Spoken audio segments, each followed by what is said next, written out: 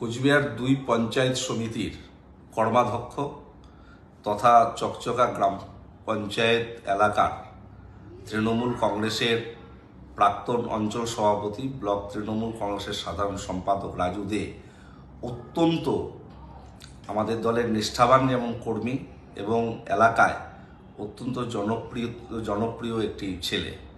আজ রাতে দলীয় কাজ সেরে যখন বাড়ি ফিরছিল, বাড়ির কাছেই তাকে গুলি করা হয়। একদল দুষ্কৃতী তাকে গুলি করে, একটি কালো গাড়িতে এসে নেমে তাকে গুলি করে বলে স্থানীয় সূত্রে প্রাথমিকভাবে আমরা জানতে পেরেছি। একটি কোচবিহারের বেসরকারি নার্সিংহোমে তার এই মুহূর্তে অপারেশন চলছে। তার পিঠের পেছন দিকে গুলি লেগেছে বলে জানা গিয়েছে।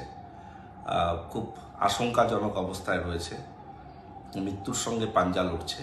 কারা এই ঘটনা ঘটালো, পুলিশ ইতিমধ্যে ঘটনাস্থলে গিয়েছে, খোঁজ নিচ্ছে। আমি পুলিশ আধিকারিকদের সঙ্গে কথা বলেছি, এসপিকে বিষয়টি জানিয়েছি, ওসি পুন্ডিবাড়ির সঙ্গে কথা হয়েছে। তারা সিসিটিভি ফুটেজ সহ বিভিন্ন বিষয়গুলো দেখছে। আমরা প্রত্যাশা করি অল্প সময়ের মধ্যেই কারা এই দুষ্কৃতী গুলি করলো রাজুর উপর সেটা পরিষ্কার হবে। তবে এর পেছনে কারা রয়েছে এখনো পরিষ্কার নয়। তবে রাজু এলাকার অত্যন্ত জনপ্রিয় তৃণমূল কংগ্রেসের একজন নেতৃত্ব। তার নেতৃত্বে চকচকায় দল অত্যন্ত শক্তিশালী হচ্ছে ধীরে ধীরে।